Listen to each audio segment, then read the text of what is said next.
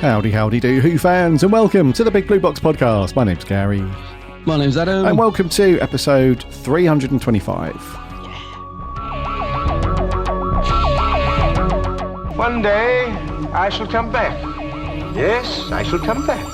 Until then, there must be no regrets, no tears, no anxieties.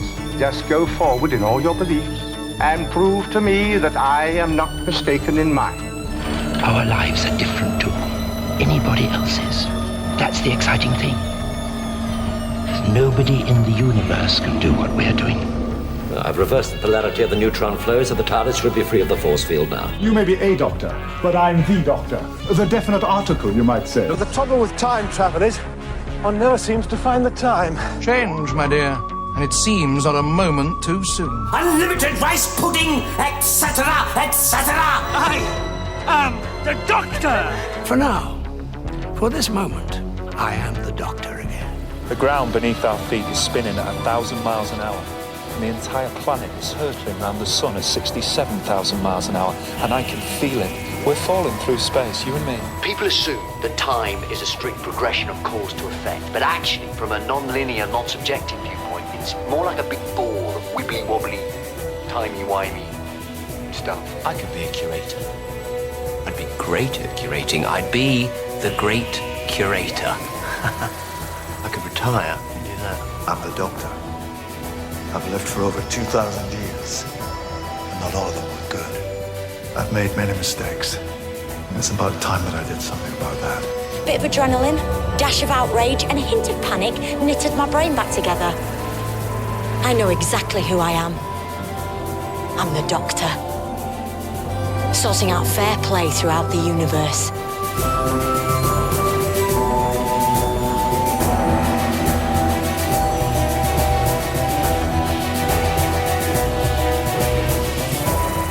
Hey, Doctor Who fan. Welcome back to another week of the Big Blue Box podcast. I hope you've had a cracking week and that you've managed to do something Doctor Who related. Relatable. 325, bud. That's relatable. Yeah, 325, yeah. We've got a bit of news to speak about, which is good. Hurrah! Hooray. Surprising news in a way. I thought it was anyways. You gasped. You dropped your tea. Yeah. Mouth open. My gasp was truly flabbered. Actually, it's not that crazy, really. It was just we'll come on to it, but it was just one of those, I thought that would have been all done by now. But yeah, I did, yeah. Same.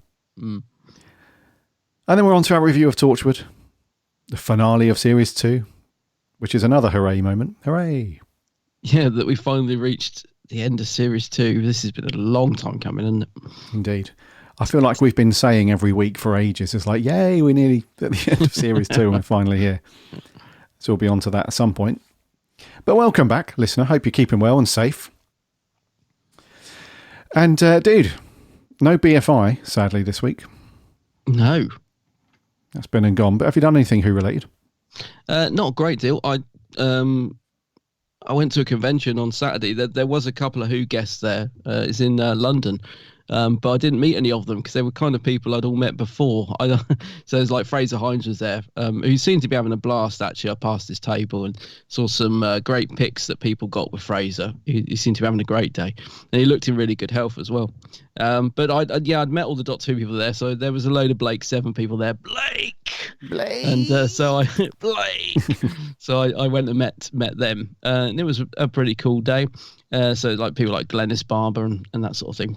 But and to Who related, not a lot. The only exciting thing that's happened in my Who world this week is that BFI randomly announced that they were doing the next screening of Galaxy 4. It kind of like, it was great. It just sort of came out of nowhere straight away. And so I was thinking, tickets will probably be on sale next month. And then people like, I think it was Maria actually, our roving reporter, messaged me and said, they're on sale tomorrow. I'm like, tomorrow? What?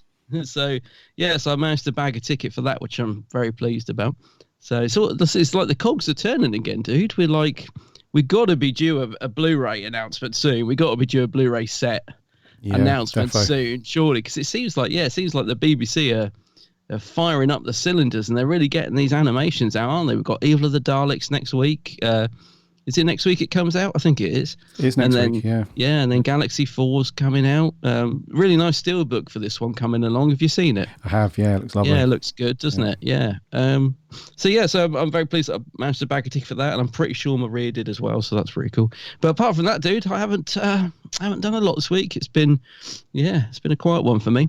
Yeah, Snap. What about yourself? Snap, dude, yeah, slow one on the old Who. I was excited about the Galaxy 4 because it's another cool little cog in the old series of animated stuff, which is good. As long as, like you said, the cogs are turning on that stuff, which is great, which is all good. So, Galaxy 4. No one really talks about that one, do they?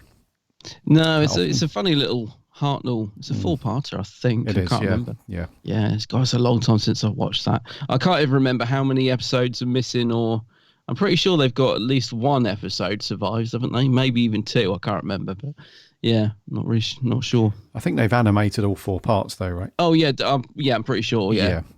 That'd be cool then. Yeah, I think there was a website knocking around called Galaxy 4 that you could order DVDs and stuff from. Are they still going? Who's that? Sorry, there was a website called Galaxy 4 knocking around. Are they still going? No, Sheffield guys. No, sadly, I think they've gone. Oh. I had some really good stuff from them over the years.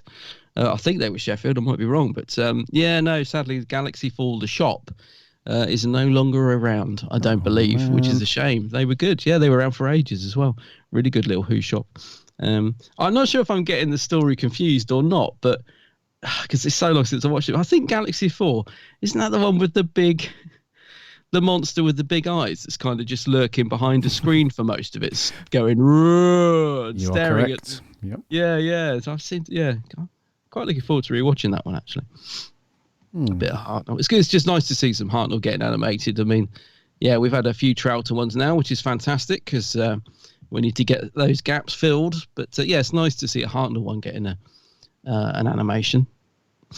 Yes. Yeah. So Galaxy 4, dude. Yeah, Broomhill, Sheffield. They closed its doors in March 2020. Oh, gosh, is it that long ago? Yeah, their actual shop. But it does say on the website that the portable shop will be attending Doctor Who events across the UK and stuff like that. Right. And you can still purchase stuff from their online shop. Okay, yeah. I was going to say, I'm sure I've ordered stuff from them since 2020. Yeah, I've definitely got stuff from them since then, yeah. Indeed, yeah. So I don't want to do those guys a disservice and tell people that they're out of business completely. They're not there. The website is still rocking and rolling. It's just they haven't got a physical shop. Yep. Cool, yeah. Yeah, Galaxy 4. Anyway, we'll review that at some point. I'm sure Maria will do a rundown at the BFI, and then when the Blu-ray drops, we'll do a review of that. I'm sure. Maria did a good report of the last one, didn't she? Which has just been published. She did a good report of the Evil of the Daleks one. Yeah, that's very cool. That she got some good feedback. She's really good at breaking down those BFI events. You know, she is. Yeah, very, very cool. Yeah, thank you, Maria. Before we crack on with the news, though, and then on to our review, as always, remember to follow our show on whatever podcast app you listen to your podcast on. We'd love to have you as a follower. You can listen for free. Every week a new episode lands every single Friday. And if you've got a second to leave us a rating or a review, if you like the show, that'd be awesome because it helps us out loads and loads. All of our episodes are also available on our website, which is www.bigblueboxpodcast.co.uk. You can listen to all of those over there. Plus, you can read all of the amazing reviews and articles, as Adam said, from Maria and our other writers. So go and check those out. And we're on the socials too, Instagram, Twitter and Facebook. Links are on the website, or do a search for us. And we have a free Discord server as well. That is free to join. Come and hang out and chat with other Doctor Who fans. It's all good over there. And lastly, remember to follow and subscribe to my co-host channel over on YouTube. It is, of course, The Geek's Handbag. The Geek's Handbag, yes. I'm working on some, excuse me, I'm working on some new vids as we speak. I love that. I'm working on some stuff. Yeah, I'm working on doing some new stuff. Yeah, in between all the sawing and banging that's going on outside my house from next door. But I am trying to get stuff filmed. Yeah, dear. Yes. Luckily, though, for you, dear listener, there's a ton of stuff over on Adam's channel. So get a drink and get comfy and check all that out. And Adam's on the socials too if you want to have a chat with him about anything Doctor Who or geek related under the same name, The Geek's Handbag. So go and check him out. Indeed. Right, dude. Let's let's land it and get this news done. Yeah.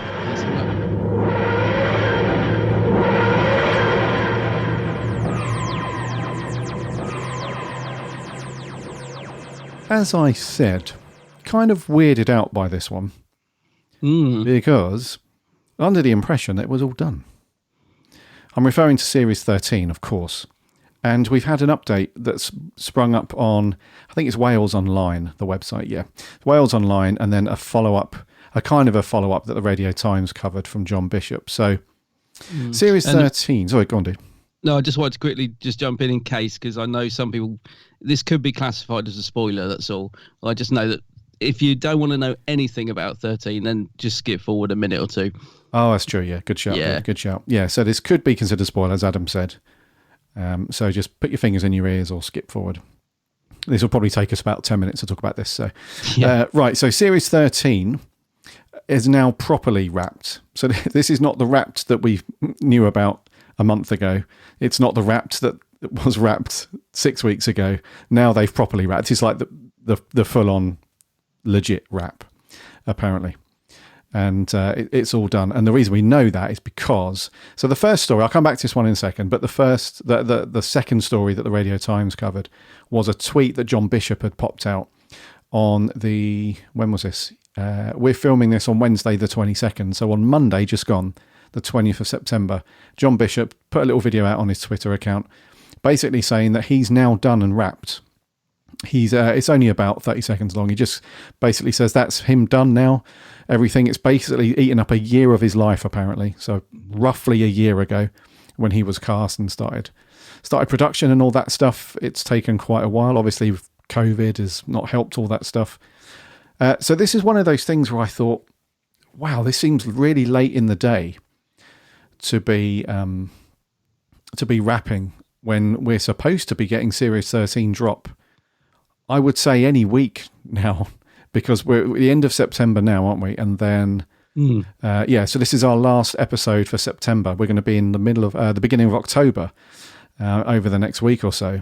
And it sounds a long time. You know, we've got 12 weeks until Christmas. So when the supposed Christmas/festive special drops, we normally have a gap, don't we, of a few weeks before then, because at the end of the last episode of a series, we normally get that little Doctor Who will return for the New Year's Day special and stuff like that. So I'm wondering if they might just run straight into it. I'm not sure if they might leave a gap. Anyway, the point is, John Bishop has only literally just wrapped filming. So I know it's a bit of a piggyback thing where they've probably got the first few episodes done and sorted, and now they'll race now to get all the edits done and all that stuff for the stuff he's just finished. But there we go. I'll stick a link to the show notes on that. It's a cool little video from John. He says he looks over the moon, to be honest with you. He doesn't look like...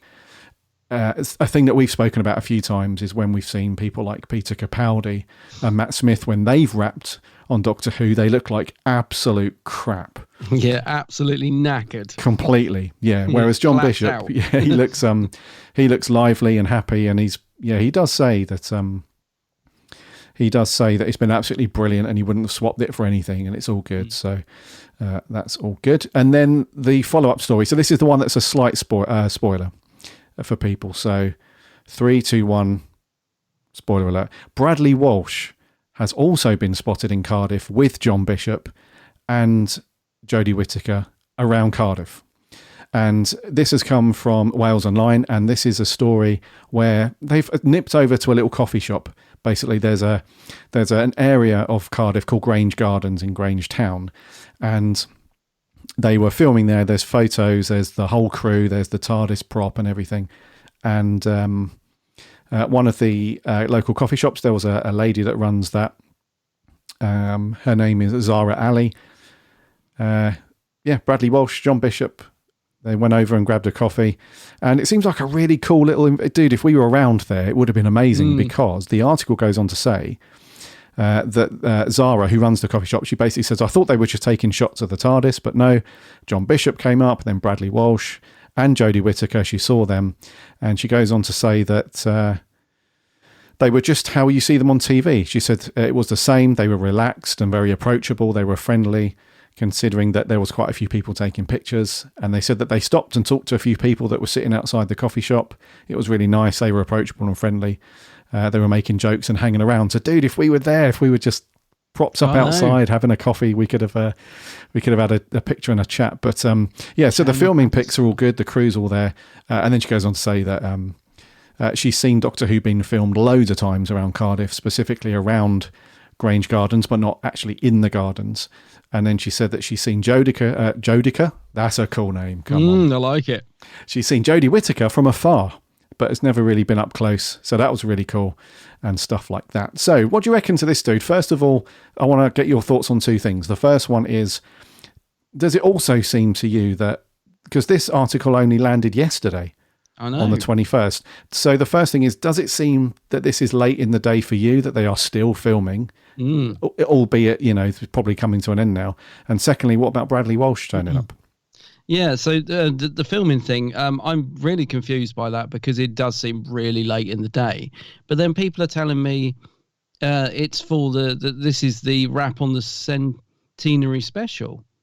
So I'm like, oh, right. So it could be that. But then that seems like the other way. That seems too far forward. I would assume that would still be in production. So I'm really confused if this is like wrapping on Series 13 or wrapping on those 3 specials that they did. But that's what people are telling me. They're saying this is a wrap on Jodie's era. This is it. She's filmed her final scenes. So I don't know if that is the case. Then yeah, that kind of makes more sense. But I really don't know if it is Series 13. Yeah, it feels really late in the day because like the special effects people must be pulling their hair out if they've got to get this already. So I'm really not sure what's going on with the filming, mate. But my understanding of it is that this is Jodie filming her last scenes. So that's the way I'm to understand it. But I really don't know. As for Bradders coming back, it's kind of cool to see him. But I do wonder, there is this chance he may have just been passing by or he may have been in the area and being like, just wanted to say hi to the old crew again. I don't know. I mean, look how he's dressed. This is the thing. Is that Bradley Walsh dressed as Graham, or is that Bradley Walsh dressed as Bradley Walsh? I think is that one in the same thing. I honestly think that. It is hard to tell, isn't it? I really don't know. But my gut feeling is that he is going to be in it, and I'm assuming it's like a goodbye to Jodie. Either he's going to rock up to the TARDIS and say, all right, Doc, and there'll be a sad, emotional goodbye, or he'll appear as a flashback or a hologram or something. But I think he's probably in it. But there is that chance he was just passing. Oh, I'll just go nip and get a coffee. Oh, God, blimey, gov, they're filming Doctor Who in the park. I didn't, what a coincidence. But I doubt it. I'm pretty sure he's in it, which is great. I'd like to see him come back. I think, he was a really good part of Jodie's era, I think. So, yeah, it'd be nice to see Bradders back. Yeah, it would be. Yeah, because although he had a few little episodes where he wasn't really doing much and stuff, he was a cool bit of comedic value, I suppose. And his character did progress a little bit. He was great in Series 11, wasn't he? Yeah. He was. I remember he's probably the best thing about Series 11. He was really good in that. So yeah, no, it'd be cool to see him back. I'll just quickly say about John Bishop as well, because you were saying about him being thrilled to be in it, and I do get the feeling he's had a blast. I mean, every interview I've seen him in, he's really just genuinely seems like excited and happy and like a kid in a candy shop that he's been part of Doctor Who. So I'm quite looking forward to seeing his character on screen to see what he's like. Yeah, I imagine it's going to be like John Bishop, but we'll see. Yeah, he does say in his video as well that after the experience of filming Doctor Who, he's come up with, or he's managed to grab a ton of material, I assume for his stand-up comedy stuff. So it does sound like he's had a really good time, which is good. Yeah. Because the last thing you want is like, oh, yeah, it was all right. I just keep thinking back to that Peter Capaldi that interview where at the end of Series 10 where he was just like, I'm really tired. And he just looked absolutely wrecked, didn't he, poor guy? It's a grueling schedule, I think. Although maybe not so much on this one because they've only done the 6 episodes. And, well, it's probably still grueling, but you know what I mean? Mm-hmm. It's probably not quite as manic as it was back in... God, I nearly said it's heyday then, but you know what I mean. Like we know what you mean. They were doing a full series of, It's heyday, yeah. It's heyday. And just to confirm also, Series 13, it is only 6 episodes, right? Yeah. It is, isn't it? Yeah. 6 episodes, then we got 3 specials spread across whenever. Yeah. So in hindsight, then, it probably is part of those specials and whatever centenary stuff for the BBC and stuff. Because, we are so close now to October. It can't have been filming for Series 13. That makes you think Chibbers has had to write that centenary special really quickly, which worries me a little bit. But then I don't know, how long has he known about it? We don't know, do we? We don't know the ins and outs of the production schedule, but I'm guessing just because it was released the news was released quite recently about the centenary special, that I've just got it in my head that he was still writing it. I don't know. Maybe he's had to quickly get it sorted. I don't know. Who knows, mate? Who knows? We will keep you guys updated, of course, as we know more. But we don't want to dive into. We don't do rumours and all that stuff here. So we'll keep you updated. But there we go. John Bishop has wrapped properly. Bradley Walsh has been spotted around. Jodie's been spotted around in Cardiff, seemingly wrapping everything up. By the sound of it, it sounds like it. Yeah. Rightio, dude. That's news. We're going to crack straight on with the review. So, what we got this week? Yeah, so we're finally at the end of Series 2 of Torchwood, and this episode is called Exit Wounds.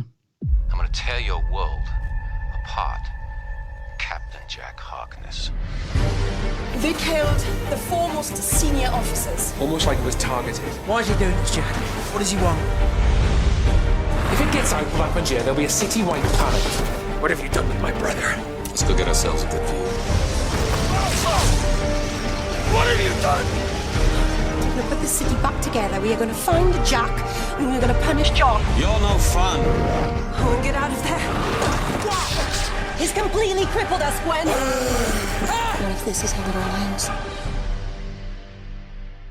For some reason, the music, the main theme for that, sounded like a Christmas piece of music.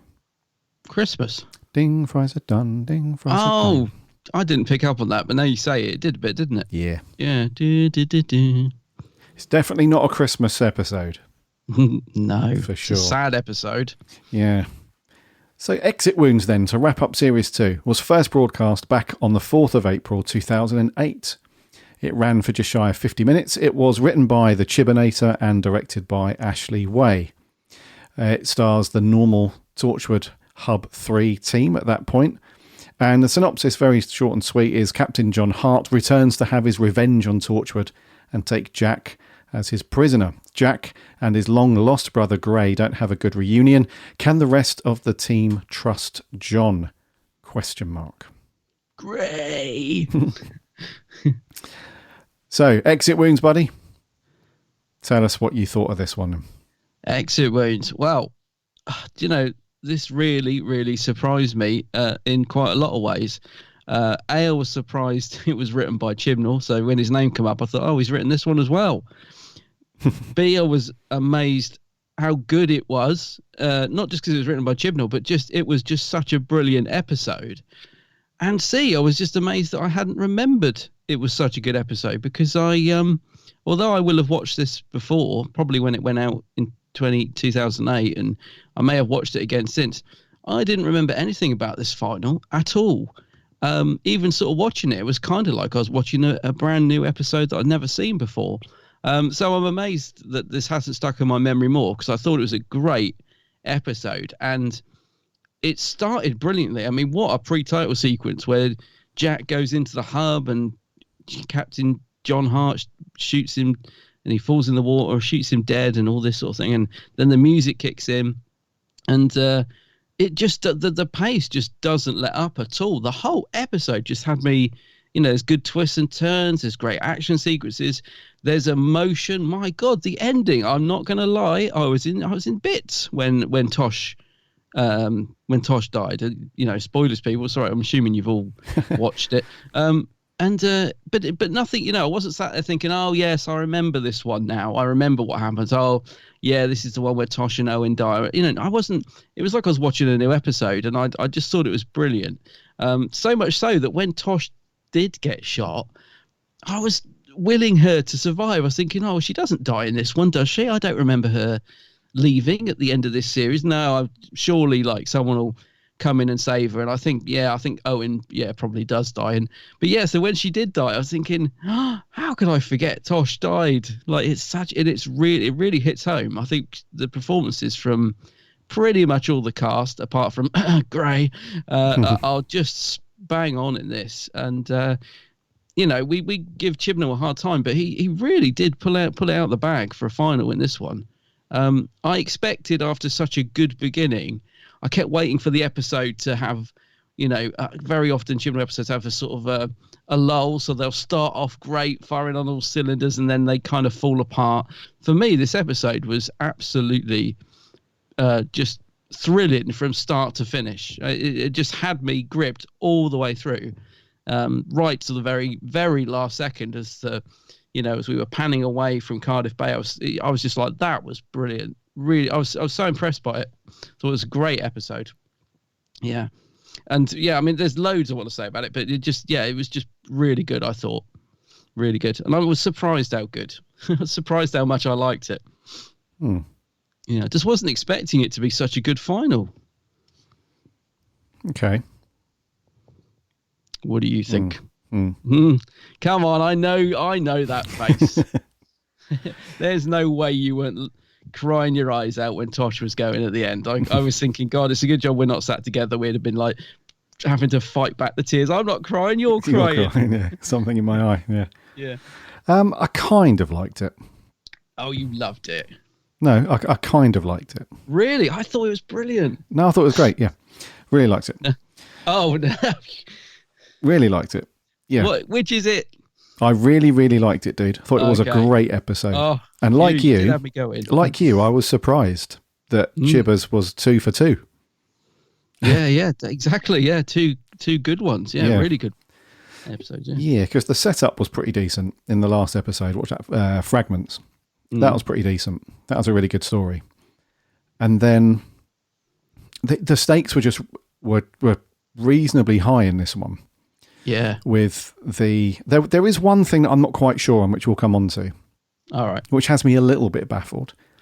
But overall, the story was very, very good, really strong. I think for me, the thing that sells it was not so much the story, the plot and stuff and what was happening. But for me, dude, the performances were great throughout the entire, apart from one, as we'll I think I'm with you on that one, which we'll come on to. But the performances were just knocked it out the park from everybody. From everybody. And that's what did it for me. And that's what had me bloody crying like a 3-month-old baby at the end. Yeah. Because it was so... We'll come on to that scene at the closing stuff of this episode. But yeah, it just... they really sold it for me. It was... I'm not sure if it was because the actors knew that this was going to be their... for a couple of them, they knew that this was going to be the last time that they were all going to be together. So they decided to just absolutely go for it and, screw everything and just, do what they felt their characters would do. And it's weird because the very first scene of the episode, when they're all jumping into Reese's car, because the Torchwood Range Rover thing has been stolen. So, they all jump into Reese's car. That's the last time that they're all together at the very start of the episode. After that point, you never see them as a group all together. So you just don't clock that, though. You don't. If you've watched this fresh and you've not seen Torchwood before, and you've got to this point in your marathon, and you're like, oh, okay, they're going to get through it. They're going to defeat John Hart or whatever. That's kind of weird. That's at the very start of the episode. You see them together, and that's it. Then you just don't clock it until you've seen the episode, and you're like, oh crap. The last time. So maybe the actors just thought, this is the last hurrah. I'm not sure what's happening with Torchwood at this point either. I'm not sure if by the time this aired, it was already commissioned for its next series, or if it wasn't, and it was potentially the last. Because there is a bit at the end, sorry to fast forward a bit, but there is a bit at the end where they've just watched a certain video from somebody, and Captain Jack is like, well, we carry on, and Gwen's like, I'm not sure we can, and stuff like that. So I'm not sure if that was a little prelude to basically say, yep, there's more Torchwood coming. Or if the actors were like, we don't know. if it's been commissioned or not. But the performances for me were just awesome, dude, because they just absolutely went for it. Everybody just nailed it. So. Yeah, I don't know in terms of production, I don't know if Series 3 had been commissioned at this point or not, because it does have that great sort of it leaves it very open-ended, but it's also a good ending. So there's that possibility to carry on, or if they hadn't made any more, it kind of leaves it in a good place. So yeah, it leaves you wanting more. That's for sure. Kind of leaves you thinking, wow, where do we go from here? And I'm actually now really looking forward to going on to Series 3, Children of Earth, to see how it picks up from here, because I just seem to have forgotten so much about Torchwood. But the stakes were really high in this. I think that's what kept me sort of on the edge of my seat and really engaged in the story with it. They're really out of their depth, Captain John Hart is running rings around them for the first sort of 20 minutes of the episode. He's really they've just got no chance. He could wipe them out like somebody's stamping on a fly. He's literally running rings around the whole Torchwood team. And then there's that brilliant twist then that when we finally, everything just stops for a second and he takes Jack away and and finally explains that it's not him. He's being manipulated by Gray, Jack's brother. So then there's that twist, and it's like I should have remembered that, but I didn't see it coming. I thought this was a story about Jack and John and the big sort of final battle between the two of them, but actually no, it's Jack Barrowman. It's Jack's brother Gray that's sort of running the whole show, but using John Hart. And I just thought that's brilliant actually, and I love that it all tied in with that stuff that we've seen previously with the two brothers, Jack and Gray, when they were younger kids and all that stuff. So that, again, brought things full circle. And I just really liked that element to it. I thought, oh, yeah, I love the way this is tying in with everything. And it's brought back John Hart, but he's not actually the villain that we thought he was. And then he tries to help the Torchwood team, but, of course, he's got to convince them that he's on their side. It's all really good stuff and really well written. And one thing that very often lacks completely for me in Chibnall's Doctor Who is the emotional punch, and this episode had it in bucket loads. So the relationship between Owen and Tosh has been a little bit on and off throughout the whole two series, but it's often been quite clunky as well in the way it's written. It's sometimes felt a bit forced in a way, just like shoved the odd scene in here and there. At the end of this episode, when they're having that discussion, when she's been shot and she's dying and he's trapped in the room, the writing in that scene is so emotionally brilliant, because it's just them finally accepting things and admitting to each other, oh, I should have done this, should have done that. And it was such a good scene that, hats off to Chibbers. It really, for me, it really kicked an amazing emotional punch, And I think especially because we really like Tosh as a character. And we've often said, she gets often chained to the blimmin' computer screen, and we wish they'd give her more to do. But it really shows that when she is given stuff to do, sorry, what's the actress called? Naoko. I never say her name right. Really is a great actress, and she's brilliant as Tosh. I was so sad to see her go, and I loved Owen as well. What a performance from Bern Gorman. When he's shouting in the thing, he's like, give me one good reason. He's really going for it. It's such a great performance. And I love the way he just suddenly, after he's got all that anger out, just suddenly calms. And then they have that chat. Just honestly, what a great scene. What an amazingly brilliant scene. Like I said, the actors are really going for it in this. They're absolutely on top of their game. All that sort of finding their feet that we've had through series 1, and the sort of the writing being a bit uneven of their characters is all just got melted away. They are totally in the zone, and brilliant performances from those guys, all of them really. That's great. In terms of story, it almost feels like this is worthy of a Torchwood feature film. It feels like, because if they added another 40 minutes on, we're talking like 90 minutes. That's a film, That's they could have easily added some extra stuff in this, because it does feel like it's got that kind of big action film stuff, especially the setup. When John Hart is back and he tells everybody to go up to the roof, and he's planted explosives throughout Cardiff, basically, and he's shut the whole city down. He's targeted like the electrical systems, hospitals, and the nuclear power station, which ultimately plays a part later on in the story. That all feels very big, kind of. That's a Batman movie. That's like a Batman villain setting up, blowing the city to crap, and then it's down to Batman to. It sounds silly in a way, but it's no. I know what you mean. Yeah, it's got that scale to it, isn't it? Whereas, like you said, just the fact that he's so in control at that point, like you're sort of thinking, how are they going to get out of this? He's just blown up half of Cardiff. The Weevils are out in force. Like, how are they going to resolve this? That's what I loved about this episode, was that it wasn't predictable, and at no time did I think, oh well, obviously so and so is going to come in now and save the day, or obviously this is going to happen. Or it kept me guessing all the way through, like how are they going to actually get to the end of this and survive? And as we now know, two of them don't, which is in a way great, because although I love Tosh and Owen, there's the danger stakes are there.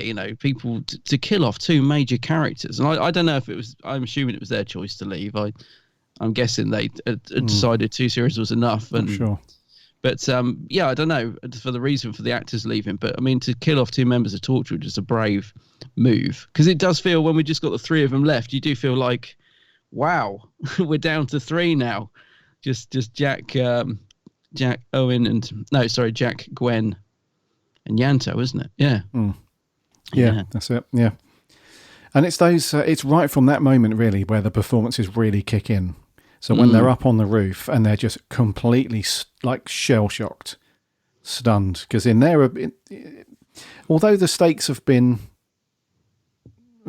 reasonably high in a couple of episodes over the last 2 series, really, the whole city has never been, in danger. It's always been the entire planet, an alien's going to destroy the Earth or whatever. It's never been like the local people. We've had obviously episodes where people have been murdered in Cardiff and stuff, but that's not really anything out of the ordinary that the police would deal with and stuff like that. Do you know what I mean? Whereas it feels like this is the first time where they're all just completely like, what the hell are we going to do?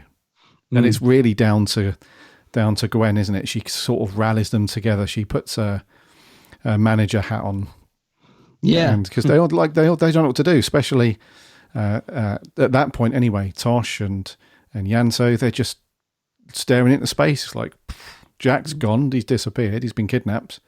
Cardiff's just been blown to hell. It's like, they don't know what to do. So that for me is when the performances from the cast really amp up, and they don't stop until the end. So it's not one of those things where, in the middle it dips down a bit and that person looked bored for a few scenes, and there's none of that, is there? Throughout pretty much. Yeah. There's none of that at all. And actually it makes sense that Gwen steps up to the plate and kind of takes charge, because she's so good in scenes like that, isn't she? When she's trying to help out, with all the people that are injured, and what's his name? I always want to call him Owen. Reese. It's because his name's Kai Owen. I always get that mixed up. And Reese just, I love the fact that he's just seeing her do what she does best, and he's almost admiring her, isn't he? And he starts to support her, because they've had a bit of a rocky relationship up until this point, with him trying to understand, her job and what she does now. And I think, this is a moment when he steps back and actually sees her doing it firsthand. And he gets to see exactly, what she has to go through and how she deals with it. And she's such a strong character, Gwen. So it's only right that she steps up to the plate. I love the scene when she first comes face to face with John Hart, when she's like demanding to know where Jack is. She's so strong in that scene, because the sense of like the conflict in her mind of, can she trust him or not? Is he telling the truth? Is brilliant. You can really see it in the way she's acting, and the expression on her face that she's really conflicted. Like, is this guy telling the truth or not? So as usual, a great performance from Gwen. But I tell you, I must give a special mention to James Masters as Captain John Hart, because he was brilliant in it. I love it when you get somebody who gives a performance that's so well balanced. Like, the line he treads between going from evil to actually not being evil to he's just such a good character. And the sort of, sometimes people go over the top with those sort of characters. He seems to find this perfect balance between being calm and calculated and quite sadistic. Like at the beginning, the conversations he's having with Jack when he's torturing him, he's really sort of calm. He reminded me of the Master in a few of those scenes. He's got that calm, calculated, evil side that he just played brilliantly. So I really thought he was fantastic in this episode. It just really added something extra to what was an otherwise really good episode anyway. Yes. Just having him in agreed. it. Yeah. Do you know he's just turned, as of 2 days ago, he's just turned 59. Who, James Masters? Yeah. Blimey. Yeah, he's going to be 60 next year. Wow. Yeah, anyway, so John Hart, this is the one thing that I'm slightly baffled at. This is the one thing in the episode, I'm glad you brought this up, dude. Yeah. In terms of story and character, that I'm slightly bamboozled on. And I'm sure there's a good reason for it. I'm sure the Chibbers has written it this way for a reason. But, when Jack's been shot, he's got the double machine guns on him. Yeah. And he's taking him out so that he can chain him up and all that stuff. We now know, obviously, now we've seen the episode, and that he was being manipulated by Gray. Yeah. Captain Jack's brother, right? There's one thing that I am confused about, and that is why he didn't come clean sooner. Because the way that he was written while he was in the hub when Jack was chained up, he was written in a way that he was coming across as the genuine bad guy. And I can't see a reason for him doing that. Because do you know what I mean? Because he confesses to Jack that, I do actually love you. He's got a thing for Jack, obviously. So he professes his love for him like he did in the previous episode that we saw him in. So there's about a 15-minute period where John Hart is really acting up the sinister, genuine bad guy. Why didn't he just say to Jack right at the beginning? We probably wouldn't have an episode if he had done this. I'm aware of that. But why? I'm just confused as to why he didn't just say to him, look, I don't want to do this. I'm doing it because, and then explain that his brother's back and all the rest of it. I'm being manipulated into doing this. I don't want to do it. But he comes across like the kind of evil, cackling Bond villain. Like, even when Jack outrightly asks him, why are you doing this? And he's like, well, you were very rude to me the last time we met. And, he kind of goes on this little monologue. And then it comes to light that Gray's back and he's made him do it.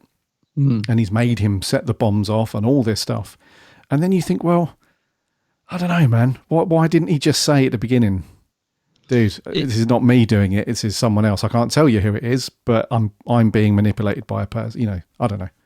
It did occur to me much later after I watched. So it was really this morning, really, when I was thinking about what I was going to say about the episode. It did occur to me actually that, hang on a minute. Why he seems to almost be enjoying torturing Jack at the beginning. I'm going to put that just down to maybe their relationship, and he just wanted to have a bit because he knows he's not going to kill him. So I'm just going to put it down to a bit of sadistic revenge for Jack dumping on him. But you're absolutely right. I think that he probably wouldn't have gone to the extremes he did. Really, I think they slightly explain it away, not very well. But when he first takes Jack away to the field where they eventually bury Jack, he does say something like, right, finally I can tell you we're alone. Or so there is a line in there which glosses over it a bit, but it's not a very satisfactory explanation, to be fair. So I do agree with you. It does seem a bit odd if you look at it a bit more deeply, but I think they do. Do you remember that? He does say something, doesn't he? He's like, oh, now I've got you alone. Finally, you can listen to me and I can tell you. And he's like, I'm being manipulated. But that's all well and good.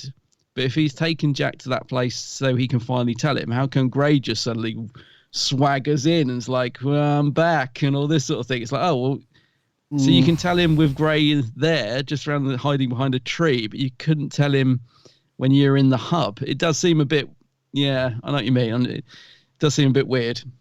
Yeah, but because they were alone in the hub, weren't they? They were alone a lot. They were alone on the roof of the castle. Which castle is that, by the way? Is that? Yeah, it's Cardiff Castle out on the high street. Cardiff Castle. Yeah. What's the other one that I always get confused with? What's the other castle? Caerphilly Castle. Caerphilly. So it was Cardiff, not Caerphilly. I think so. Yeah. Oh, okay. I only want to know because I've been to Cardiff Castle, but I haven't been to Caerphilly. And I was trying to work out if it was the one I've been to.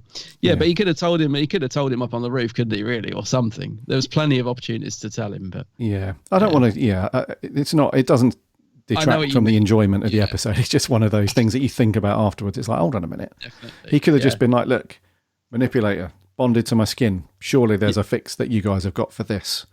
Let's get this off, and then I don't know. But there we go. Totally, that's the only thing, mate. Yeah.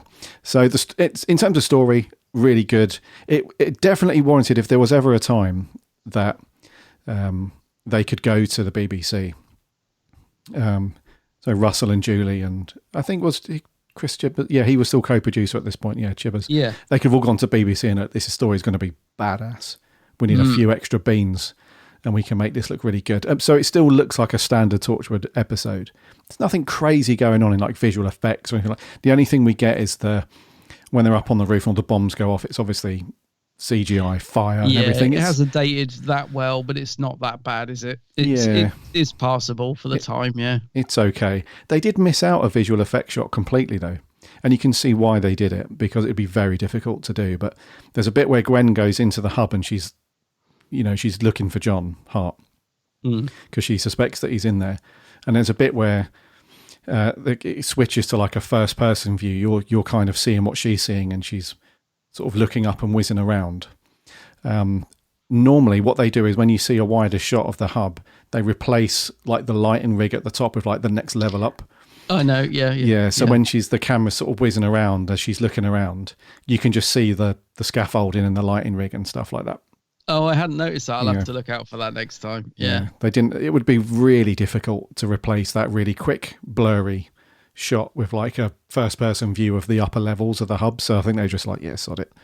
Yeah, forget it. No one's gonna pause that, are they? Of course, we all do. I'll tell you what. What was going to say about the bit with Jack being buried though, because that scene in the hub that you just talking about, the bit where Jack starts banging on the the morgue door. Because you can hear it and you think it's got to be Jack. This is such a good moment, isn't it? Because you're kind of, ever since he got buried, you're just waiting for him to come back. It's like, they've got rid of the sort of Jack's character, so you're waiting for the big return. And I thought that was such a good build-up where they can all hear this banging on the door and you're like, what's going on? And even Gray looks a bit, oh, what's happening? I thought that was a great moment, but it's a really dark thing that he's done to Jack. Very dark writing from Chibnall that he's buried him and he's going to have to swallow dirt for the next 1,000 years and keep dying over and over again. I mean, it's a really gross image to think about. It was 107 years of swallowing dirt and dying over and over again. That's a horrible thing. That's horrible, And even really the people that suffer with claustrophobia and fear of like being buried and stuff, that was horrible when you see John Barrowman lying at the bottom of the grave and he's just happy for like the turf just to be start piling on top of him. I was going to say I know I'm laughing. It's just because he really, I mean, they're just throwing dirt in Barrowman's face, and I'm thinking, even as an actor, I'm not sure I would have stood for that because he looks a bit. I don't know. Did they just go, "Oh, sorry, John, that wasn't meant to go in your eyes. We were aiming for your chest," or it's quite an uncomfortable shot to watch, and I'm just because he flinches a couple of times when the dirt hits him in the chops. And, Yeah, I wouldn't want to be the other person at the other end throwing at him, like trying to hit the spot. But yeah, and we got a little glimpse of the previous Torchwood guys, didn't we, from back in the day? So so he turns up. He's like, "Look, I need you to." What does he say? Something like, "I need you to wake me up or do something in the X amount of years," kind of thing. And they're like, "What are you doing? This is not part of the remit. You're supposed to be working for us." He's all covered in dirt as well, isn't he? I mean, again, unintentionally funny. I just was laughing at it. It's just sat there covered in expletive. But yeah, no, I mean, again, I love how they tied all that in, though. Great to have a little flashback to that, which we got to see in the previous episode, the old Torchwood. Again, it's very nicely interwoven with other elements that they brought in the last couple of episodes. I really like it when they do that. It was done really well, I thought. Yeah. If only he'd asked them to set it 10 minutes earlier, he could have saved Tosh. He had to set it just after she got shot, didn't he? Well, that's it. Yeah, I wonder why he chose that date, because this is 1901, where Jack says to Torchwood, "Look, I need you to put me in suspended animation for 107 years. If only he'd have done it 106 years. Yeah, that's a good point, actually. How did he know which day? He could have it's one of those things, again, you could probably read too deep into it. But of course, yeah. Yeah. Why didn't he come back a day earlier? Would have saved a lot of hassle. That was great, though, that scene where he's banging on the door. Oh, it's brilliant. Loved it. Really cool. Because they are genuinely concerned about where he is. You know, earlier on in the episode where John Hart just takes him off. They go through the time portal thing back to, when was it? Ages ago. Was it 27 AD or something? Something like that, yeah. And they're all like, oh, crap, where's Jack? And that seems to be, along with making sure that they're trying to rescue people that have been affected in Cardiff, their sort of main mission is like, where's Jack? Where do we get him back from? Which they can't obviously do at the time. But so yeah, story-wise, dude, such a good story. Like, hats off to Chibbers for writing this. It's a two-parter, isn't it? Because it's a great two-parter. Yeah, both parts have been very good. Yeah, really enjoyable. But the first part is a great setup, as you said earlier, isn't it? Really good episode, really good setup. This is a brilliant final. You know, two great stories, two great episodes. Yes. Yeah, defo. And then production-wise, fairly good. Really good pace to it as well, even though there's quite a lot going on. The editing side of things, it does go back and forth between the main threat, because apart from Jack, it's up to the rest of them to get everything sorted out. So they decide, don't they, that they're going to go off and try and sort out the main technology server-esque part of Cardiff so they could get communications back up and all that lot. But then the other side of it is they need to sort out the nuclear power station, because that's going to go into meltdown. If that happens, it's goodbye Cardiff and pretty much, you know, a large portion of the UK and stuff. So they go and sort that out. So there's a lot going on. And then obviously all this stuff with Jack and Gray and everything. So it's paced really well. It's put together. It's really, like I said, there isn't that middle dip that you sometimes get. It's just fairly full on, you know, 100 miles an hour after you get past that initial explosion bit in Cardiff. The pace is brilliant. There's no dip in this at all for me. Direction was really good by Ashley Way as well, I thought. Very well directed. Like you said, all the shots are constantly moving. It's the whole episode's just moving from start to finish. There's no let up or drag or anything. Really well directed, yeah. Yes. Let's talk about some characters. So we had, let's get Gray out of the way, played by... Yeah, go on. I think I'm saying the actor's name correctly. Apologies if not, but Lachlan Nieboer. What did you reckon? Because I don't know, man. For me, he was okay, but it felt like he was really trying hard to be like John Barrowman being Captain Jack. You can kind of tell that Ashley Way was like, look, you are his brother, so you need to have a little bit of mannerisms that are similar. And the accent is okay. It's passable, I suppose. But I just felt like his performance was maybe it's not his fault. Maybe it's because the other cast members were just amazing on this particular shoot that made him pale in comparison. I'm not sure, but he just felt a little bit flat to me. He should have been the fire that's kind of stoking the evil plan sort of thing, you know. So John Hart did that little bit on his own to begin with before we found out he was being manipulated by Gray. So this guy should have been like the Joker part of the Batman, sort of the unhinged sour grapes, because he has got massive sour grapes. And he's got a good backstory that's made him all twisted, and he didn't really come through, did it? Not really. He just felt like a petulant child that rather than having a legit kind of... Because the legit part of it was he felt like Captain Jack abandoned him, didn't make the effort to save him, and as a result, he was tortured for so long by these aliens, whoever captured him. So he pins the blame solely on his brother, on Jack. So that's it, really. It's just a good old-fashioned revenge. You left me to die, to be tortured, and now, you know, I'm going to do these bad things. He's that kind of thing, but he just didn't portray that with enough conviction to me. I think it's the best way to put it. What about you? No, absolutely. You've said it bang on. I absolutely agree with you. And I think in any other episode, he probably wouldn't have stood out as much as being so below par, because he's not bad. To be fair to him, he's not bad. It's not a cringy performance.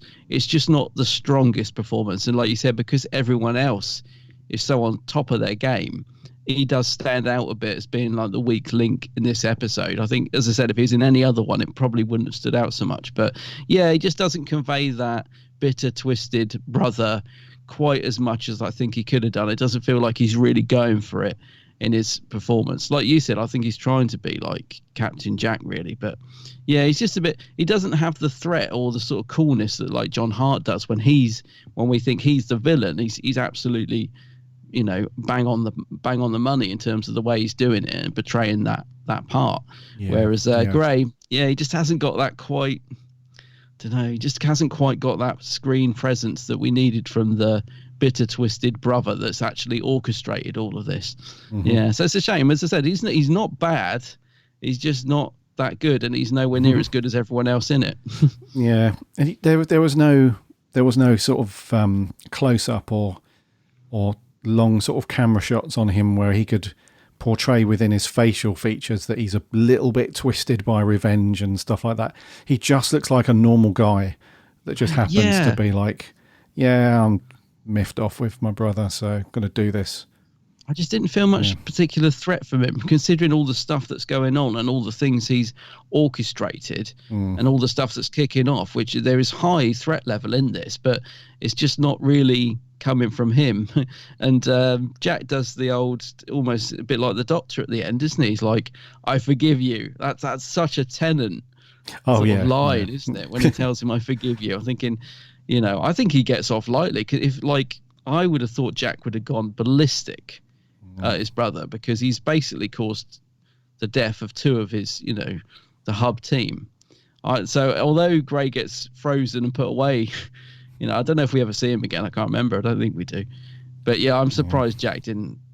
Well, he's not going to kill his own brother, is he? But I don't know. I expected a little bit more rage, but he kind of goes for that Tennant 10th Doctor thing, doesn't he? Of, I forgive you, which is what the Doctor does to the Master, pretty much, isn't it? Yeah, yeah. Well, John Hart does tell him to kill him. He's like, I know, yeah. I really like John Hart, mate. He's such a good character. Yeah.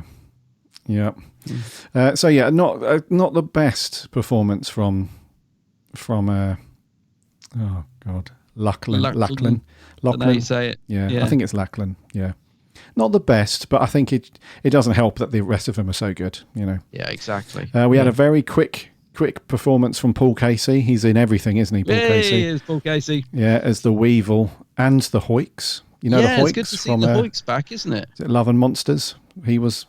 Yeah, I mean, it's seen so briefly on screen, and that the costume is such a good costume, isn't it? It looks really good on screen, so it's good to see them getting a bit more use out of it.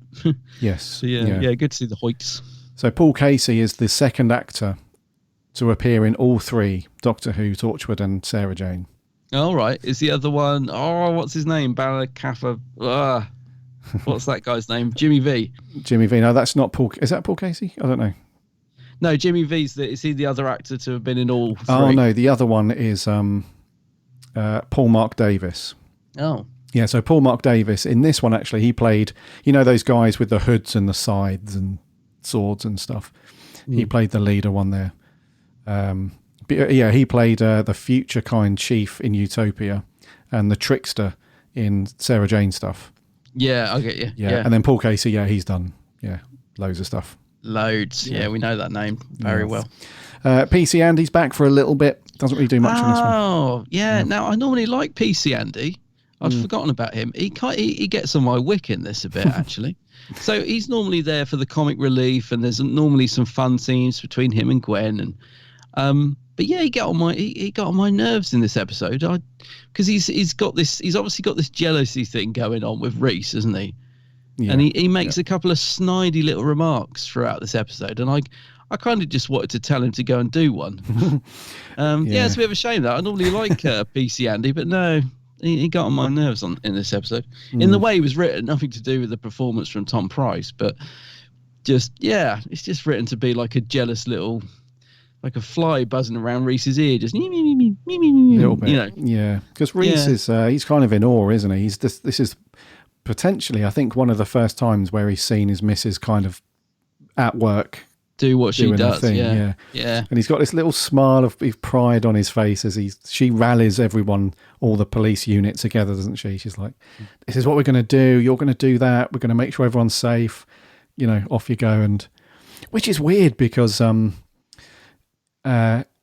she kind of steps up, because she, up to this point, she's left her police career completely behind her. She doesn't want anything really to do with it. But it's only because the Weevils, I think it's the Weevils or the Hoyks, I think it's the Weevils, they've targeted specifically the police, the top brass, so to speak. So there's no one else in charge. So she steps up, and you can see Reese's face is beaming with pride, and then he looks down at PC Andy. He's like, "Oh, she's brilliant, isn't she?" And then I think his reply is something like, "Yeah, you're lucky." Yeah, you're lucky so-and-so. Yeah.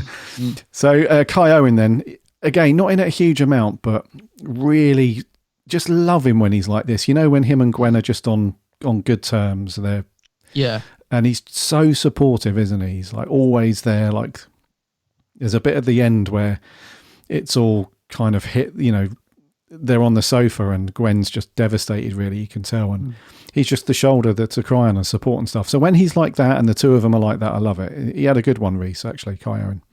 Yeah, I mean, I just think it's great anyway. I like the character. I think Kai Owen plays him really well. I don't know. I mean, I should know because I've watched it before, but I genuinely can't remember if I feel like he's going to become a member of the Torchwood team in Series 3. I feel like he might be more involved with Torchwood in Series 3. I can't remember, genuinely. Maybe he doesn't. But I feel like it's a natural progression because he's, over the last couple of episodes, he's got to see a lot of what goes on in Torchwood. I just feel like he's slowly being instigated into the team, but I might be wrong. I would like to see it.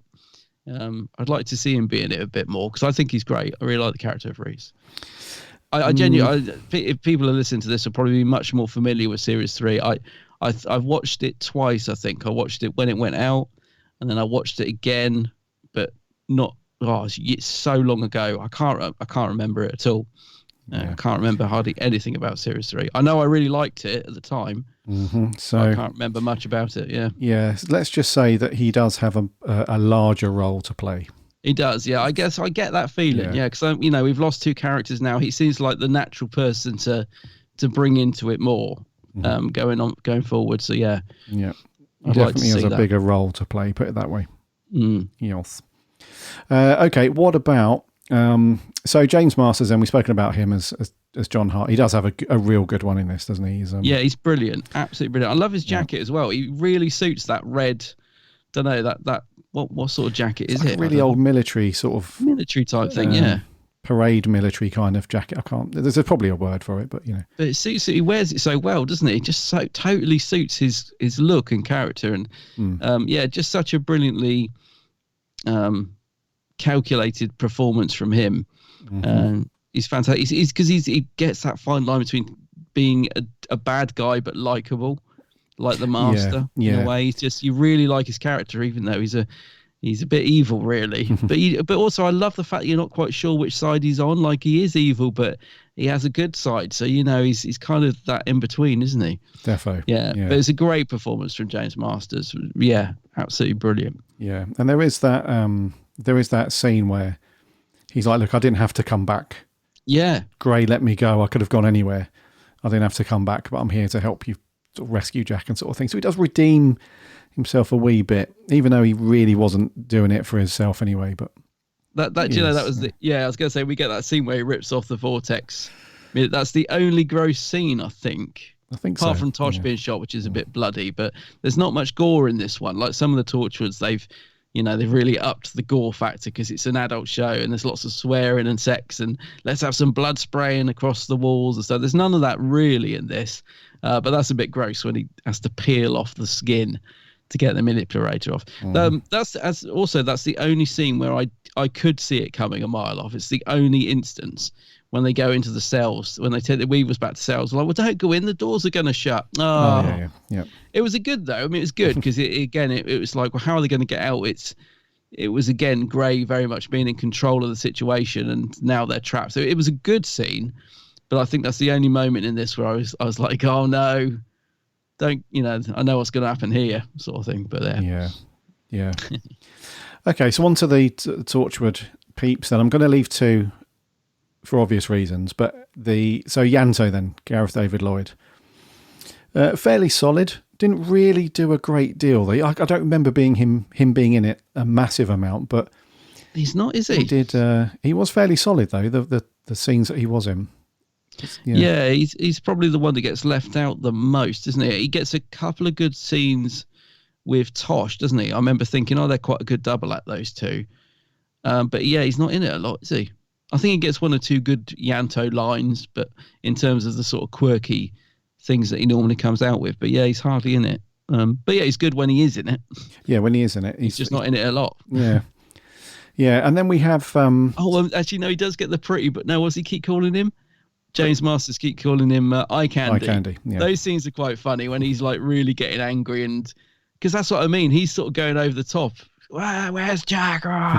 He's really going for it, and John Hart's just like, calm down, Eye Candy. It just cuts it dead, doesn't it? So yeah, he does get a couple of good scenes like that towards the end. Thinking about it, yeah, he does. Yeah, yeah. And at the end, it's heartbreaking as well. We'll come on to that. So Eve Miles, then I think we spoke about Eve Miles. She's another great performance. Yeah, right. Yep. Yeah. John Barrowman then as Captain Jack, equally as good in my opinion. Really, the production for him was probably quite intense. I would have thought, because he's in it, even though he's buried for a bit. We don't, that passes by fairly quickly as the viewer, but he's in it a lot from start to finish. It's he has a lot to do as well. He has a couple of stunts. He has a couple of bits where he's been tortured, and then he's been shot and then buried alive, and then the emotional side of things as well. So he has the physical stuff that he has to do as well, which is probably no biggie for him. He was in reasonably good shape, still at this point. But then the flip side of that is all the emotional stuff that he had to act through as well, when going through the stuff, the realization of his brother and all that. And then at the end, the heartbreaking stuff at the end. It must have been a real sort of heavy shoot for him. So at the end, he was probably knackered. He's really put through the ringer in this story. And I think he's very good in it. I think he handles it well. All the torture stuff, the being buried, he does have to convey a lot of emotion as well, the anger. But when he does come back, he feels in control. I love it when we get scenes like that. So I was on about the bit where he's banging on the morgue doors, and then when he finally gets set free, he kind of struts through the Torchwood hub, and you're like, yeah, Jack's back, and he's going to sort it all out. And yeah, so he was good in the scenes, and I particularly like that bit when they first dig him up, when he's trying to convince the other Torchwood, the old Torchwood, like they've got to bury him. He was really sort of going for it. He's like, well, I haven't got time for this. I've crossed my own timeline, and he was good. He was very good in this. Yeah. You was, yes. Yeah. Right, who should we do first then? Let's do Owen first, Bern Gorman. Yeah. Because I think Tosh, she has the final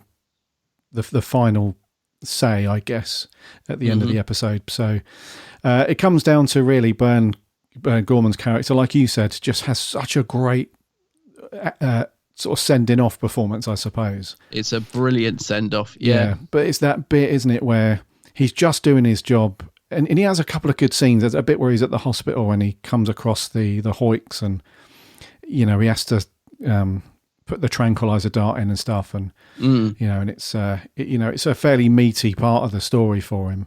But really, he shines, doesn't he, at the end, where he's gone to the nuclear power plant, and Tosh is guiding him through how he shuts some systems down and redirects stuff and that. But then there's that just the heartbreaking bit where they both realise that he's done for. Yeah, and like you said, there's no getting out of it. Yeah, it's a little bit like at the end of Time Part 2. Where the Doctor realises that he can't do anything. He has to save Wilf. Yeah, and he kicks off a little bit. It's that kind of vibe, isn't it? Where he realises that now's not his time. He doesn't want to go, but it's out of his hands, both of their hands, and that accepts it. That conversation between the two of them, bloody hell. Yeah, it's the bit where he's like, give me one reason why I shouldn't. And she's like, because you're breaking my heart. It's like, oh my God. Yeah, really emotional stuff. And the performances, I don't know if they were like I doubt they were together filming it, so they must have been doing it separately, I assume, and then edited together. I don't know, but you really feel like, I don't know how they did it, how they filmed it, but the performance between the two of them in that scene is phenomenal. They're both amazing. It's gut wrenching, and it is the perfect send off as well. It's like, when you kill off characters, it's often done, and it can be done in quite a clunky way. This just totally feels like the perfect, although I don't want to see either of them go, I certainly don't want to see them die, but it's the perfect sort of way to finish off their relationship, which has been so on and off over series 2, and now we finally get to see the raw emotion from both of them.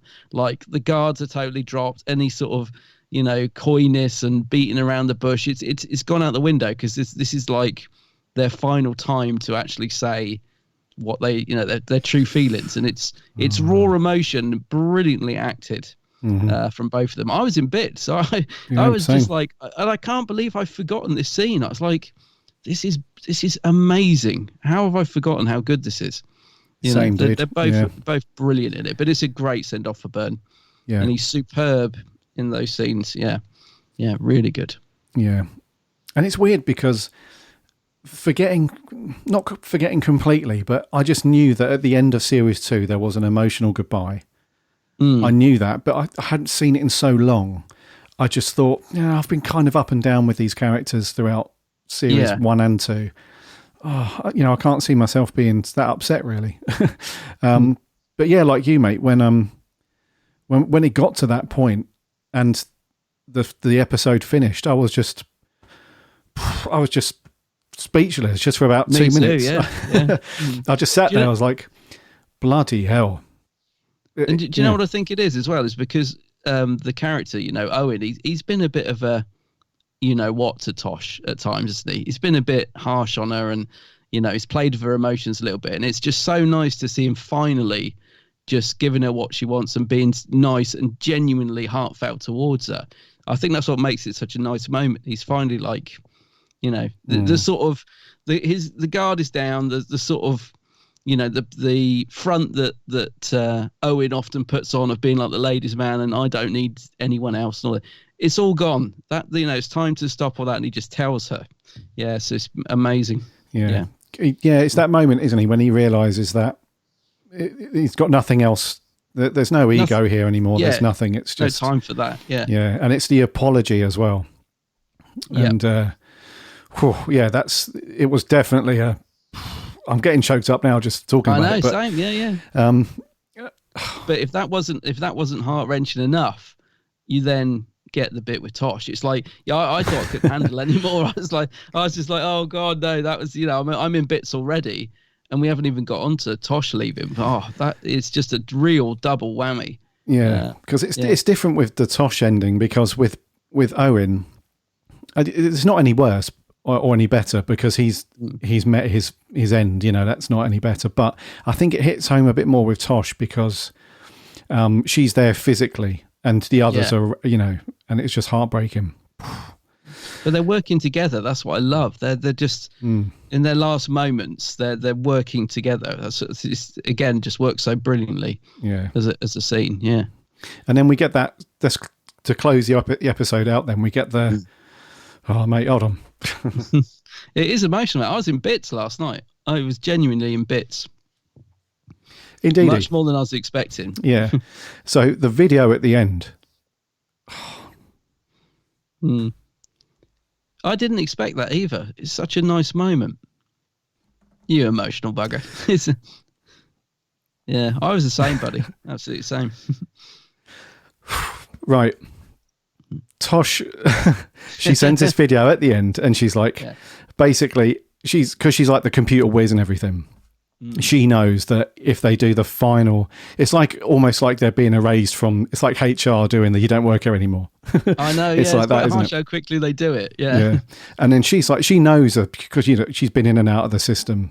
She knows it inside out. So she knows that if they execute that particular computer command, whatever, she knows that they're doing it for that very reason, that she's dead. So she records that little video, and she's like, everything's fine. Don't be sad. It's all good. Oh, and it's just that at the end.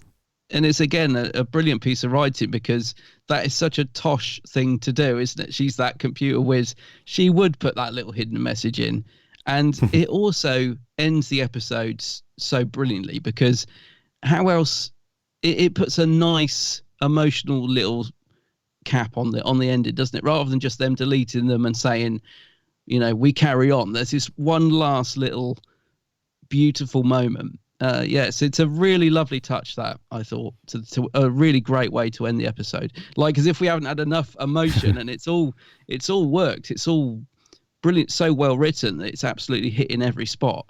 And then just to give us that one last little twang of the heartstrings, it was the perfect end to the episode, I thought. It was such a Tosh thing to do. So that's really clever. That's exactly what Tosh would do. Definitely lovely moment. Yeah. And that kind of leaves it open a little bit. It's a little bit ambiguous as to, as I mentioned earlier, whether Torchwood would come back or not, because Jack's like, we carry on. What they've done is not for nothing, sort of thing. Yeah. But then Gwen's like, I'm not sure I can. I can't carry on, sort of thing. And he's like, yeah, you'll be all right. And that sort of closes out the episode, because then it's just around, we see the news report and Reese and Gwen on the sofa, sort of thing. And then it pans out from Cardiff, and it's just a real, I don't know, it's just got a real kind of poignant end. Because I think from here on in, series 3 onwards are very different in terms of what we had for 1 and 2 for Torchwood. Yeah, I'm looking forward to rewatching series 3, because I remember liking it at the time, but I do have this gut feeling that is it going to be as good as I remember, because it was different, and I think that's what I liked about it. It was a different format. It had a fresh feel to it, but that was then, and I'm wondering if that's still going to resonate now on a rewatch. So I'm actually quite looking forward to getting into series 3. But the thing is, with series 2, obviously we found it a bit of a slog at times, and we had a bit of a gap in between episodes, which I don't think helped. But it feels to me like it's only really just kicked in the last sort of second half of series 2. So series 1 had some good moments, some good episodes, but it was a bit clunky, and there were things that they didn't get right. And then series 2, we felt like they'd gone back and looked at series 1 to see what worked, what they needed to change, and they were starting to do that. But there was still a few clunky moments in series 2. And then it feels to me like the second half, it's really kicked into gear. We've had some really good episodes towards the second end of, second part of series 2. So I almost feel like I wish it has left me wanting more. So even though we found it a bit of a slog, when it has been good, series 2 has been really good, and especially the second half of it. And I do feel a little bit sad now that we've lost those 2 cast members, because I sort of feel like I know that the next series is going to be different. Yeah. And I kind of want a bit more of what we've had in the last couple of episodes, because it's really been on fire, I think. It's reminded me how good Torchwood was, which I needed, because for the first series and some of the first part of series 2, I'd forgotten how not good Torchwood. Like I wasn't enjoying it as much as I expected. Like when we said we were going to start reviewing it, I remember really liking Torchwood at the time, and I was watching it thinking a lot of this is nowhere near as good as I remembered. Like there was a lot of episodes that were very below par, and I thought, God, but this last part of series 2 is really reminded me that there was some great stuff in there. So yeah, I mean, I'll be intrigued to move on to series 3 to see how that fares. But I agree. Second part of series 2 has been very good, I think, apart from that one episode which I really didn't like, which I think you didn't mind actually. So there was 2 episodes. There was the one with the clown circus, which I really liked that you didn't, and then there was the episode with the shell where Owen was carrying around a shell, which I didn't like, but you didn't mind it. So it's been a bit hit and miss, but last few episodes I think have been very strong, very strong.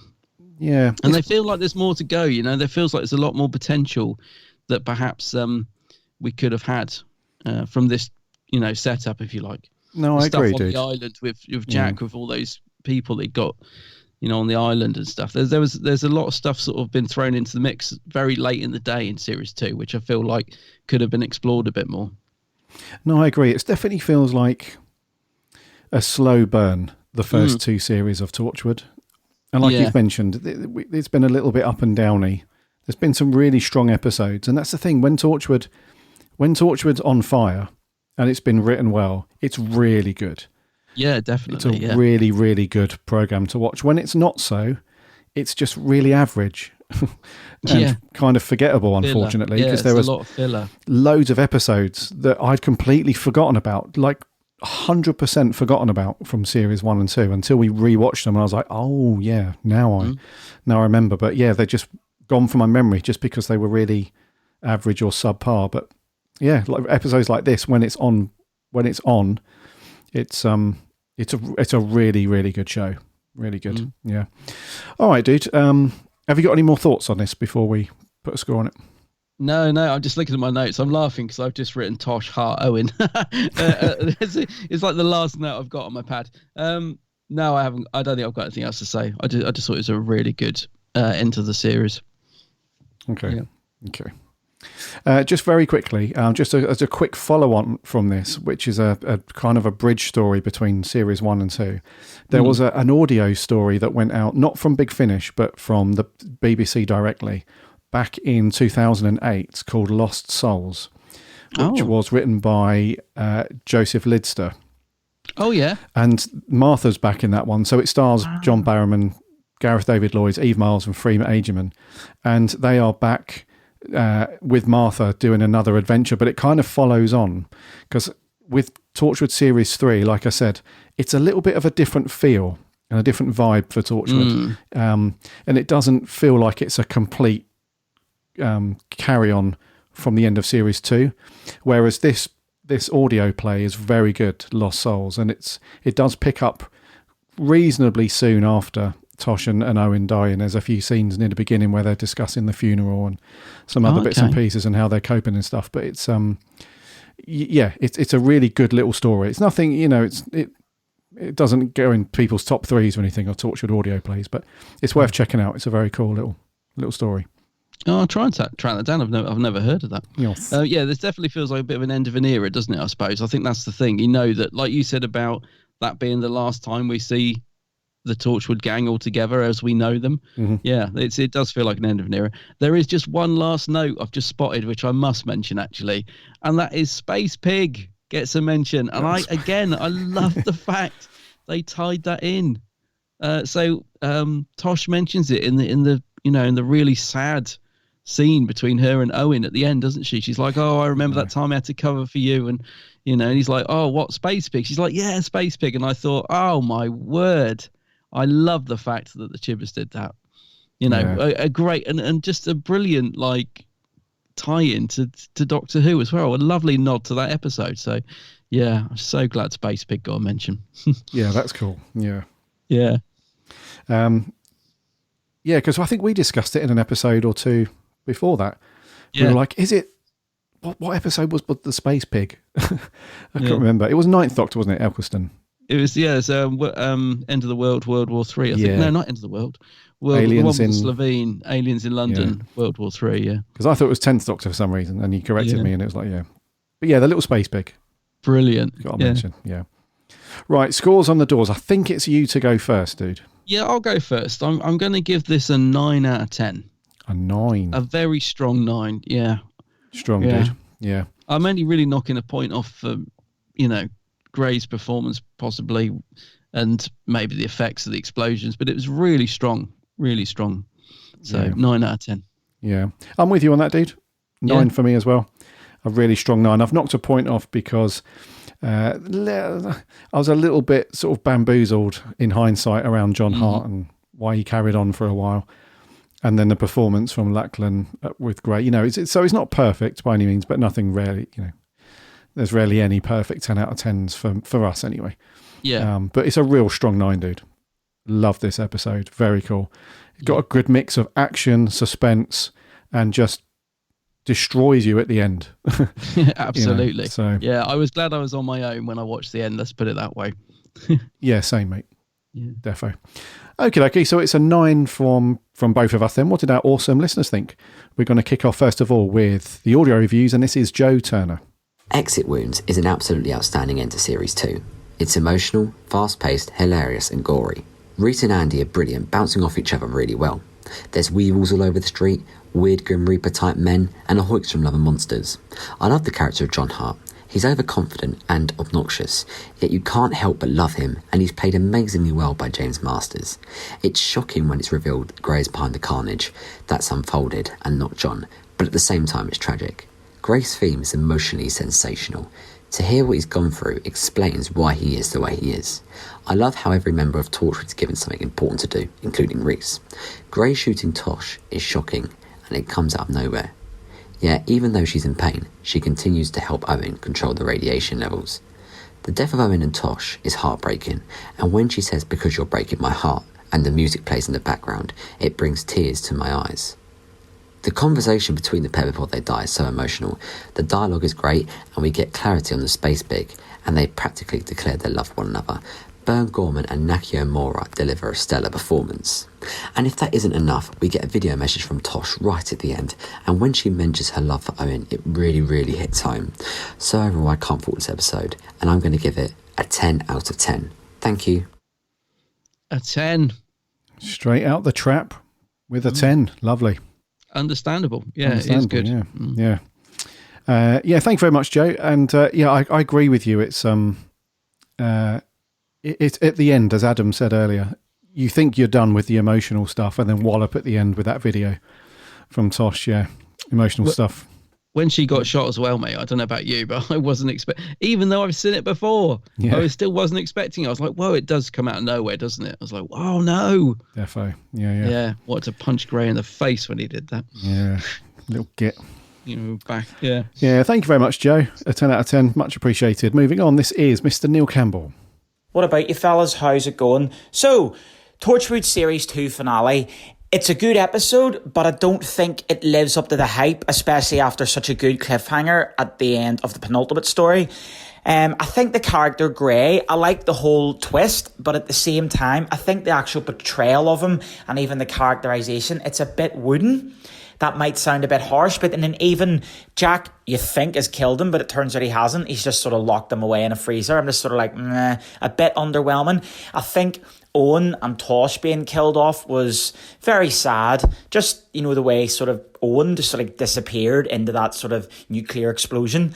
And then Tosh's, the goodbye for her, it was terrible. But the scenes where, they were packing their stuff away and, they disappeared on the computer screen. They got deleted effectively. I thought that was very, very difficult, very hard. But it's a good story, but I just don't think it was executed as well as it could have been. Again, good performances from Jack, Gwen. I think Reese is an absolute legend. And yeah, it's sad in the end what happened to them, but it was always going to happen because I think some of the characters were used for padding a bit, throughout the series. But all in it, it's good. It could have been a bit better. I'll give it a 7.5. Cheers. A 7. 7.5 from Neil. Thinks that 7.5 could have been executed better, but likes the performances and very Okie dokie. Interesting thought on that one, Neil. Yeah, could have been executed better. Yeah, you might. Well, okay, we respect your decision on that one, dude, with a 7.5 though. Yeah. Moving on, this is Sammy Satine. Hey, Gary and Adam, Sammy Satine here. So, exit wounds. This is the timeless children of Torchwood. If you would like to hear a better stories with Captain John Hart in them, I recommend The Sins of Captain John by Big Finish. Now, the giant elephant in the room, Grey, the timeless child of Torchwood. I cannot fully express how much I hate this character and the concept. The actor is so incredibly wooden and not at all seeming like a torture victim. Captain Jack does his best to make up for it, but it's not enough. The deaths of Owen and Tosh just save it, but honestly sacrificed on the altar of a poor episode. I give it 4 Captain John Hearts out of 10. See ya. Sammy. Wow, gosh, I'm shocked. The timeless child of Torchwood. Comparing it to the timeless child. Yeah. Wow. Actually, that does remind me, that was one thing that I was confused about. Maybe you can help just quickly. So obviously we know that Jack can't die because of what happened with Rose. But is his brother Grey slightly immortal? Is he lived a long time? I couldn't work out what the deal was with him. I don't know. Like it seemed like he'd been. Didn't they say like he was tortured for so many years? I was thinking, so he's not immortal as well, is he? I don't know. Well, clearly he's not. But yeah, I wasn't quite sure what the deal was with Gray. No, I don't think so because no, I may have just read into that more than I should have done. No, you know what I mean. The reason why Jack's immortal is because of what happened with Rose. With Rose, yeah. So I don't. No, he's probably just old. Maybe, yeah. Don't know. Okay, Sammy, not feeling it though. No, not liking not feeling it at all. No. Thank you very much for your review though, Sammy. What was it, a 4? 4 out of 10. Yeah. Anyway, last one. This is TARDISnet 66. Exit wins the fantastic conclusion to Torchwood Series 2, and really an amazing conclusion to this era of Torchwood. It brings so many elements from earlier in the series together to a satisfying end. It's great to see Captain John Hart back again, being controlled by Gray as the villain of the story, as Jack's brother, set up earlier in the series, with a focus on Jack's guilt and regret. The story really fixates on Gray's pain he's been through in his backstory and his direct anger towards Jack, with lots of cruelty, having been affected by his past. I think unfortunately the actor doesn't do a lot with the performance though. The stakes are already raised in this story and Gwen really takes charge. There is also a very emotionally satisfying and tragic ending with the loss of Owen and Tosh, which wraps up their characters perfectly and brings consequences to the Torchwood job. I'd give an 8 out of 10. An 8? Poor old Gray's getting a lot of stick in that today. Oh. His ears will be burning. You know what they love? Your ears look red. Yeah. Just gone for an audition for a play and his ears are burning. Yeah. Oh, man. I'm sure he's a lovely dude. You know, he's probably a great actor in other stuff, but I don't know, it just doesn't really land, does it? Unfortunately, I think he works as I don't know. Yeah, I'm not sure. Thank you very much, Will. Old TARDISnet 66. Yeah. Your audio reviews, everybody. Joe, Neil, Sammy, and Will, very much appreciated as always. Let's zip over to the socials. We only had a few in this week, so short and sweet, I'm sure. Over on Twitter, we had Jordan Shortman, one of our writers, said, I remember this one being brilliant. James Marsden is always likeable as John, though Jack's brother left some acting to be desired.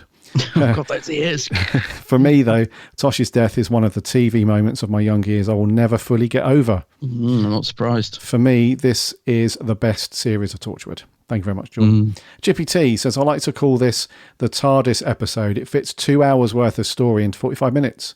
Yeah. It's breathless in every sense.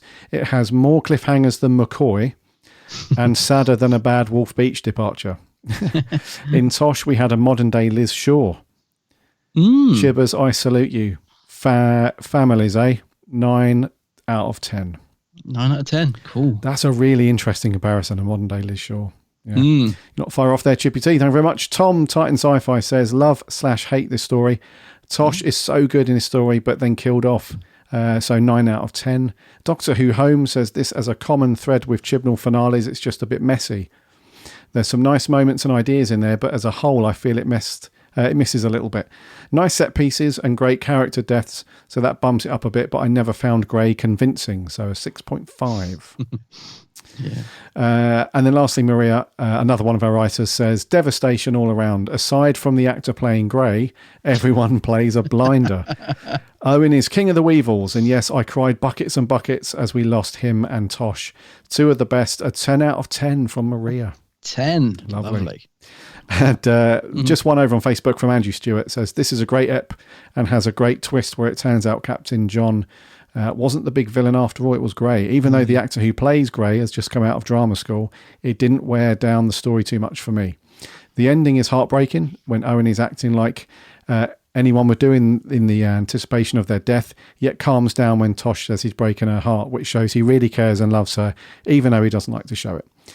However, the big impact was when they were packing Tosh and Owen's stuff away and deleting their files. That was a real gut punch overall. So 9 out of 10. This shows why I think Chibnall is prone to writing more adult shows. I did think that, I did think, is it like, because I just couldn't work out if he can write something this good, and like the pacing as well. I mean, very often his Doctor Who's are so disjointed for me personally, and the pacing often seems very off. And yet this, it was just firing on all cylinders, I thought. Yeah. So I wondered that. Indeedy, yes. So thank you very much, everyone, as always, for your input. Love the audio reviews and your tweets and your Facebook messages. I think this week is fairly consistent. We had a couple of not too keen on it, but overall, I think this is a really well-liked story, and rightly so in our opinion. It's got everything in there. And that's going to do it for episode 325. In terms of what we're going to come on to next for our reviews, just a heads up that Adam's going to be away now for a couple of weeks on holidays. So there might be a show land in the next 2 weeks, but there might not be. So just keep an eye on the socials. I might get the writers together and do a bit of a roundtable, or I might just do a solo show. If there's any big news that lands or anything like that to update you guys on, I will do that. But just a heads up, there might not be any content from us for the next couple of weeks. But when we do return, dude, what are we going to look at? We'll be returning with a First Doctor story. The Gunfighters from Series 3, the Gunfighters. Yeah, is that the one with that song in it, The Last Chance Saloon? I don't know. I haven't watched that for a while. But Gunfighters. Yeah, the Gunfighters. Last Chance Saloon. Yeah, I think it's that one. I don't know. I haven't got a clue. Yeah, so that will be approximately week 3 of October. In fact, I'll tell you exactly when it will be.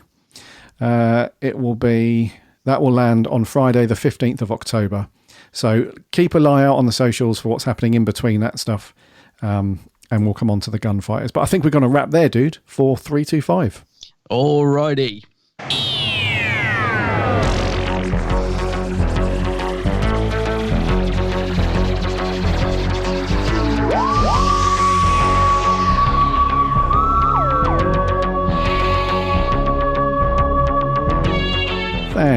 Thank you so much for coming back for another week to listen to the Big Blue Box podcast. It's been great having you back listening to the show. We got a bit emotional there at the end, but I don't care. Understandably. Yeah, we're modern men. We can show emotion. We can show, yeah. We're not Cybermen, are we? Of course not, no. Or Rovermen. Yes, indeed. So got a bit emotional there, which we do not apologise for. So a 9 out of 10 for both of us for that one. As I mentioned just then, maybe no show, no stuff for a couple of weeks, but we'll be back mid-October with the Gunfighters. So get your BritBox fired up for that, or your DVDs out, whatever you've got, because we'll be asking for your thoughts as always. In the meantime, make sure you follow our show, whatever podcast you use, whatever app, you use to listen to your podcast on. Give us a follow. You won't miss a show when it lands on a Friday. And if you've got a second to leave a review on something like podchaser.com or Apple Podcasts, Stitcher, that kind of thing, if you like the show, of course, then that would be awesome. And thank you to everyone that's left reviews thus far. Thank you very much.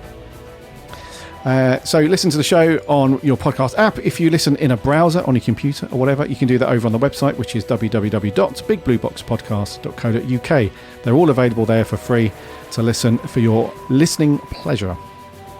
And also on the website, check out all of the really good reviews and convention roundups and reports and articles, all that stuff from our awesome writing team. Go and check it out on the website there. And you can link off to the socials. We're on Instagram, Twitter and Facebook. Give us a like and a follow over there as we chat Doctor Who and other bits and bobs throughout the week. And we have a free Discord server as well. Again, the link is on the website. Come and hang out over there and chat plenty of Doctor Who and other stuff like Torchwood and Sarah Jane and all that malarkey. Also, remember to check out my co-host channel over on YouTube. It is, of course, The Geek's Handbag. The Geek's Handbag, yeah. Going to have a look at my new vids. I've got loads on there for you to enjoy. And I'm also on the socials, Facebook, Twitter, Instagram. That's my fave, Insta. Yeah, go and have a butcher's over at Adam's stuff. Yeah, loads of cool geeky stuff. Not just Doctor Who, there's the odd movie review and other geeky bit over there. So go and check it all out. But yeah, go and do that. And as Adam said, he's on the socials too. So go and do that too. Until next time, then, for episode 326, my name's Gary. My name's Adam. And remember,